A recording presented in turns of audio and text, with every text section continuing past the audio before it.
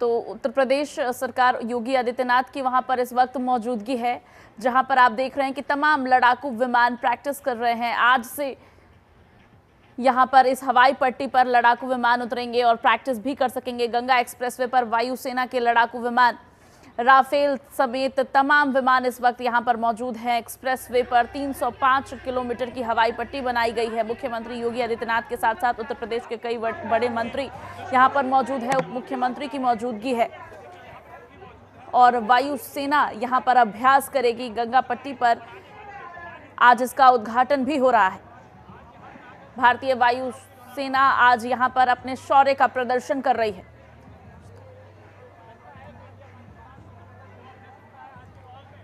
Rafale समेत तमाकू विमान आज इस हवाई पट्टी पर उतारे गए हैं। तस्वीरें हम आपको दिखा रहे हैं। मुख्यमंत्री योगी आदित्यनाथ की मौजूदगी है, उप मुख्यमंत्री भी पहुंचे हैं और उत्तर प्रदेश सरकार के तमाम बड़े चेहरे इस वक्त यहां पर मौजूद हैं। भारतीय वायुसेना अपने शौर्य का प्रदर्शन यहां करेगी।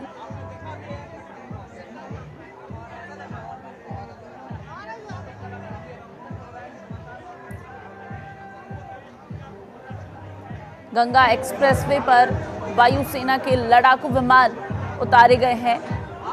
इस हवाई पट्टी की आज से उद्घाटन हो जाएगी। रात के समय भी इसको संचालित किया जा सकेगा। किसी भी समय वायुसेना यहां पर अभ्यास कर सकेगी। अवनीश हमारे साथ फोन लाइन पर जुड़ गए हैं। अवनीश, बड़ा मौका है, हवाई पट्टी का उद्घाटन हो रहा है, तमाम लड़ाकू विमान उतारे गए हैं, क्या कुछ चल रहा है इस वक्त? जी बिल्कुल, देखिए ये शाहजहांपुर में देश की पहली जो नाइट लैंडिंग हवाई पट्टी है उस पर आज राफेल मिराज जगुआर जो है उतरेगा और उस करीब 3.5 किलोमीटर की जो हवाई पट्टी है इस पर वायुसेना के विमान कभी भी उतर सकते हैं और गंगा एक्सप्रेसवे पर यह देश की पहली हवाई पट्टी है जिसे रात में भी इस्तेमाल किया जा सकता है।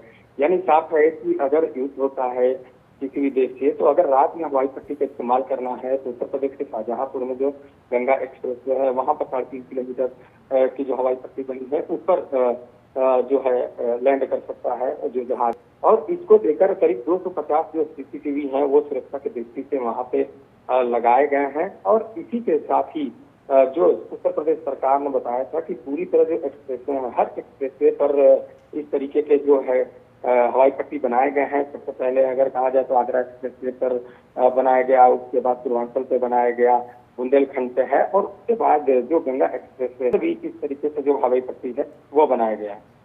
और अवनीश, वायुसेना के तमाम लड़ाकू विमान हम सुन रहे हैं कि आज यहाँ पर उतारे गए हैं। जी बिल्कुल, देखिए अगर बात किया जाए तो जो प्रमुख जो फाइटर जेट्स हैं उनको उतारा गया है। सबसे पहले अगर बात करें तो राफेल की बात करते हैं।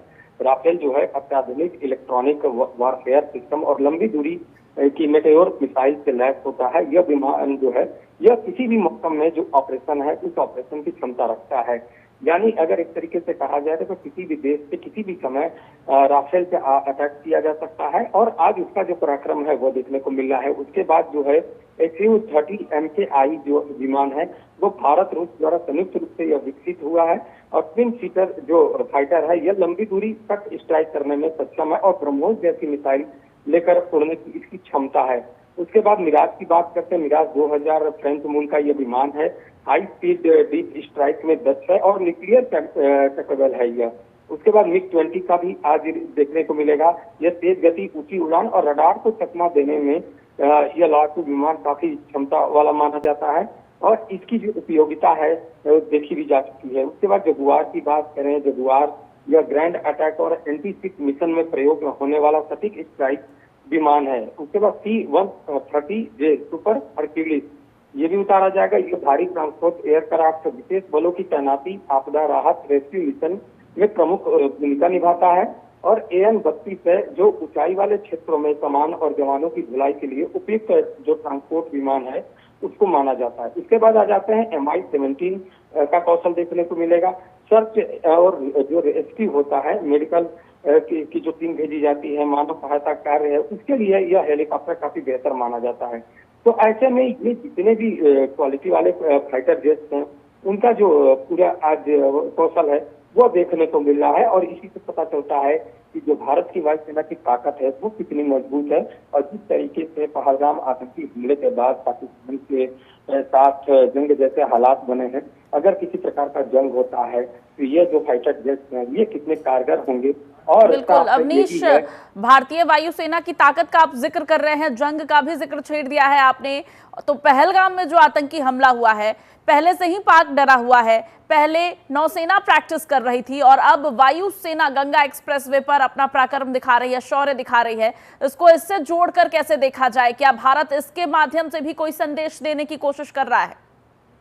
जी बिल्कुल, देखिए कभी भी दो देशों में अगर किसी प्रकार का विवाद होता है या जंग जैसे हालात होते हैं तो उसमें दोनों देश की जो सैन्य ताकत है उसका आकलन जरूर किया जाता है। और यही वजह है कि थल सेना हो या वायुसेना हो या जल सेना हो, ये सभी जो अपने पराक्रम दिखाने शुरू करते हैं और जितनी भी क्वालिटी होती है उन क्वालिटी को एक बार निरीक्षण किया जाता है। क्योंकि गंगा एक्सप्रेसवे पर जो यह हवाई पट्टी बनी हुई है इसका निरीक्षण करना है, तो इस पर किस तरीके से जो तमाम जो फाइटर हैं, जहाज हैं, जो विमान हैं, उनको कैसे लैंड कराया जाएगा, उनकी क्या क्वालिटी हो सकती है, इस एक्सप्रेसवे की क्या क्वालिटी जो हवाई पट्टी बनी है, तो उसको देखने के लिए आज जो ये है रिहर्सल हो रहा है। एक तरीके से माना जाए कि ये रिहर्सल उस ताकत को भी दिखाता है जो पाकिस्तान को देखना होगा। क्योंकि लगातार ये हर बात में कहा जाता है कि भारत की सैन्य क्षमता के आगे पाकिस्तान की सैन्य क्षमता जो है वो कहीं भी नहीं है। ऐसे में अगर भारत से मुकाबला करना है तो एक बड़ा पराक्रम दिखाना पड़ेगा। तो भारत ने अपनी पूरी तैयारी कर ली है, भारत के पास पूरी तैयारी है।